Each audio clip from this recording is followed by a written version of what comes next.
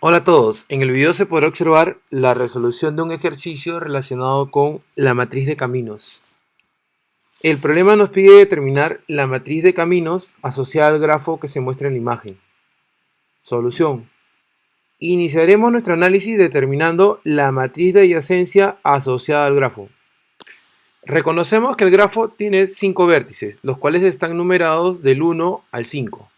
Ten en cuenta que en la matriz de adyacencia estos vértices representan las filas y las columnas. Observamos en el grafo que del vértice 1 hay dos salidas, una que llega al vértice 2 y otra que llega al vértice 4. De modo que en la matriz de adyacencia, en la fila 1, columna 2, escribimos 1. Y en la fila 1, columna 4, escribimos 1 también. En los demás lugares escribimos ceros. Seguidamente observamos en el grafo que del vértice 2 hay tres salidas. Una al vértice 2, otra al vértice 3 y una tercera al vértice 4. De modo que en la matriz de adyacencia, en la fila 2, columna 2, escribimos 1. En la fila 2, columna 3, escribimos también 1. En la fila 2, columna 4, escribimos también 1. En los demás lugares escribimos ceros. A continuación observamos el vértice 3.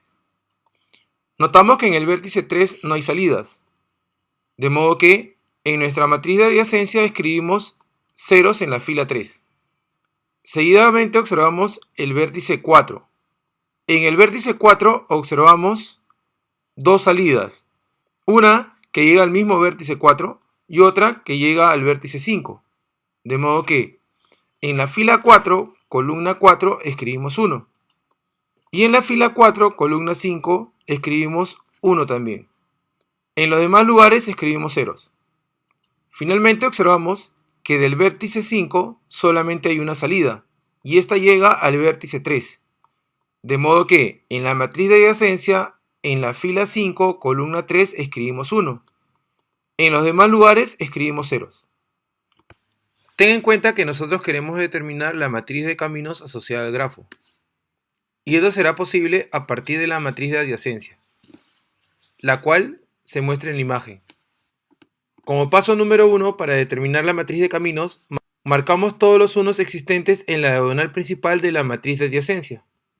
Como paso número 2, se toma el primer uno no marcado en la fila I. Dicho uno corresponde a la columna J. A continuación, se ubica la fila que tiene el vértice J como origen. Luego se copian todos los unos de la fila J a la fila I. A continuación aplicaremos este paso número 2 en la fila número 1. Observamos que el primer uno no marcado se encuentra en la columna 2. Para tomar la fila 2. Luego copiamos todos los unos de la fila 2 en la fila 1. Seguidamente, en la fila 1 marcamos el 1 que está en la columna 3 para tomar la fila 3. Notamos que la fila 3 carece de unos, de modo que no tenemos nada que copiar. A continuación marcamos el 1 de la fila 1 que está en la columna 4 para tomar la fila 4. Luego copiamos todos los unos de la fila 4 en la fila 1. Finalmente en la fila 1 marcamos el 1 que está en la columna 5 para tomar la fila 5. Luego copiamos todos los unos de la fila 5 en la fila 1. Nos damos cuenta que al copiar todos los unos de la fila 5 en la fila 1 no se altera. Como paso número 3, repetiremos el paso número 2 hasta que se haya trabajado con todas las filas existentes. De modo que realizaremos el proceso seguido en la fila 1, pero ahora con la fila 2. Tenemos la fila 2. En la fila 2 marcamos el 1 que está en la columna 3 para tomar la fila 3. Notamos que la fila 3 no contiene unos, de modo que no tenemos nada que copiar de la fila 3 en la fila 1.